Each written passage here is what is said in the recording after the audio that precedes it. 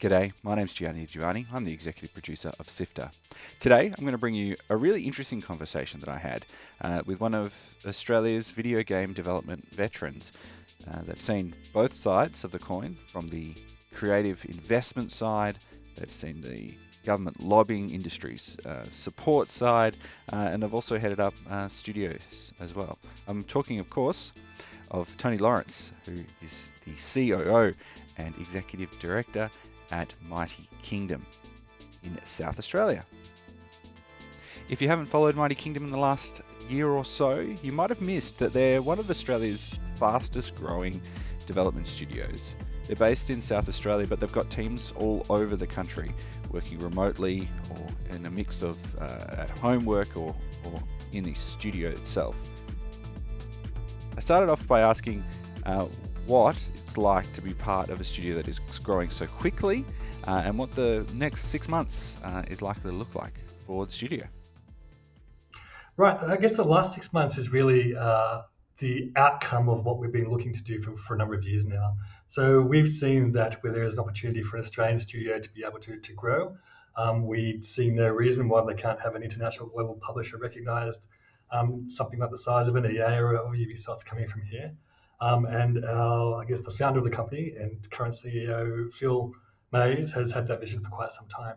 So we've followed a strategy to be able to get to the point where we can expand, that we can take on from, I guess, totally vertically integrated from development through to publishing a number of games, whether they be mobile or console.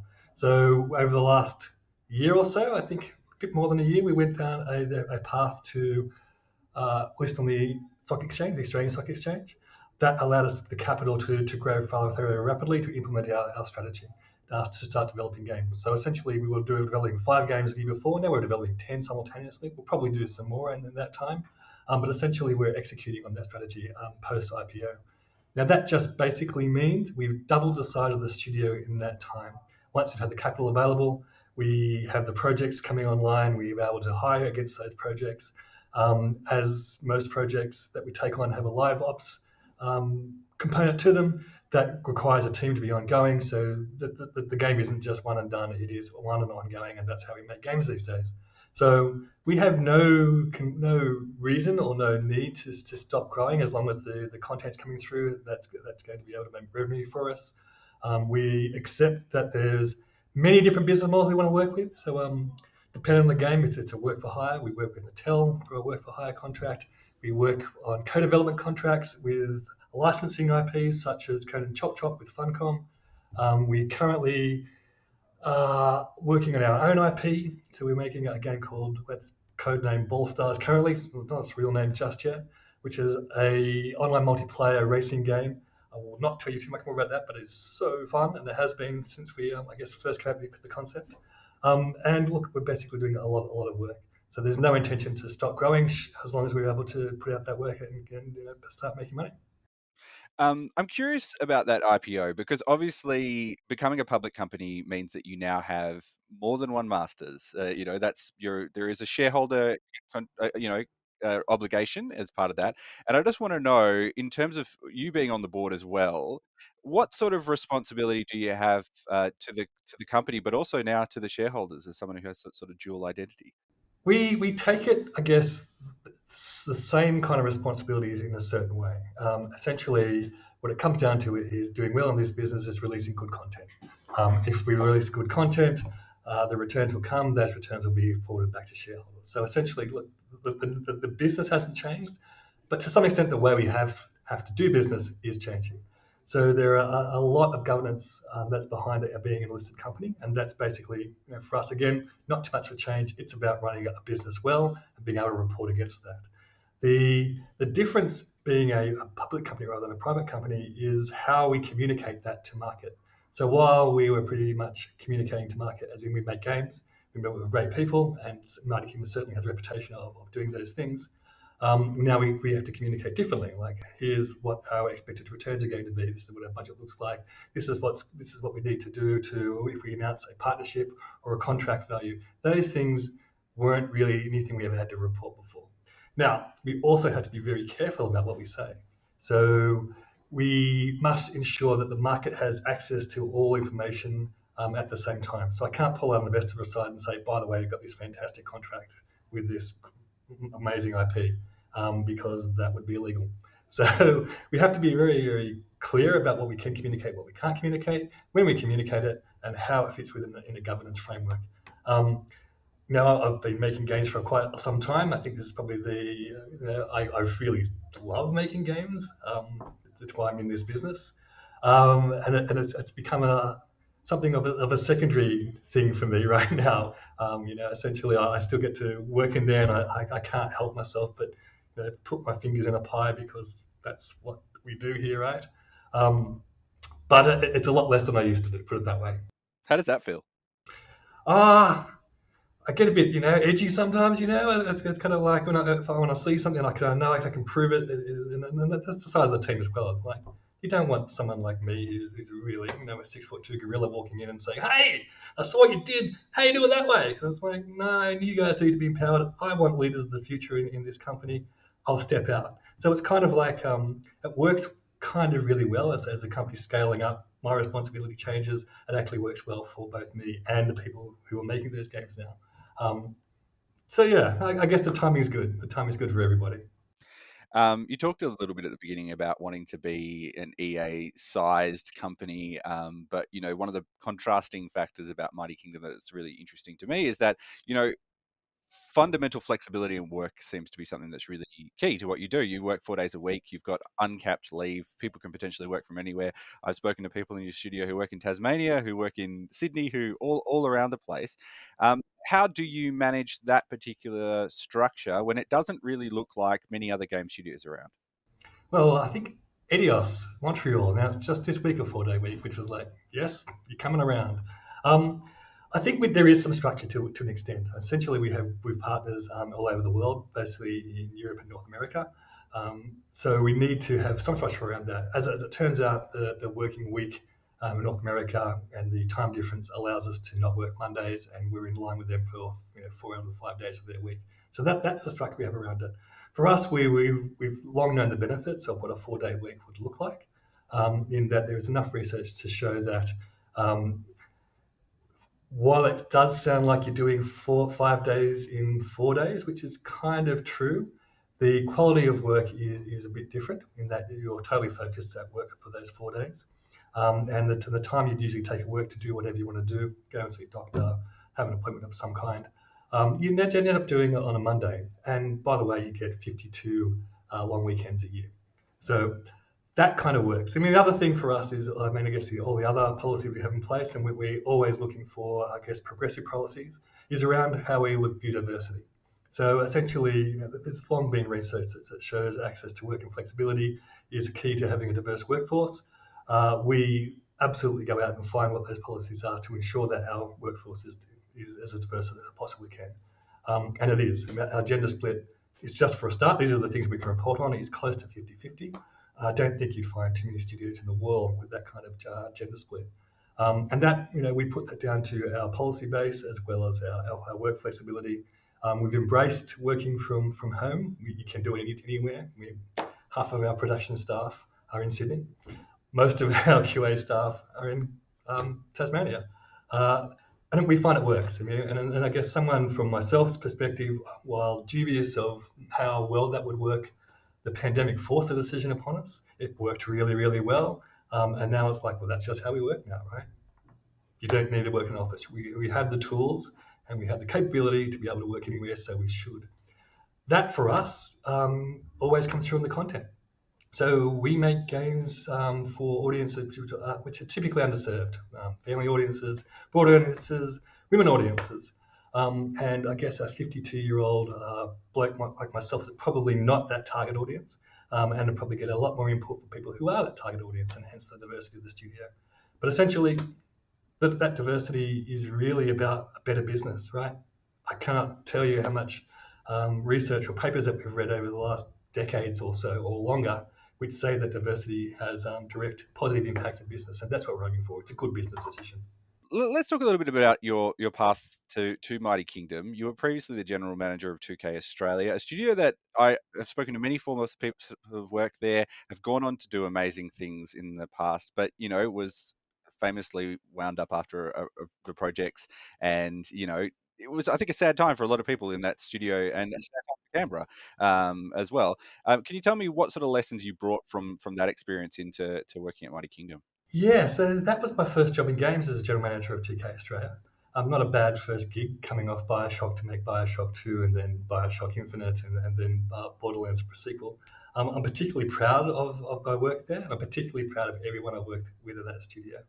I think for me, it was it was my introduction to how to make games, and I learned quite a bit. I mean, I came from a bit of a hard-nosed background from a few years after doing an MBA, but I spent the previous 12 years as a sound engineer at the Opera House, so I understand the creative process quite well.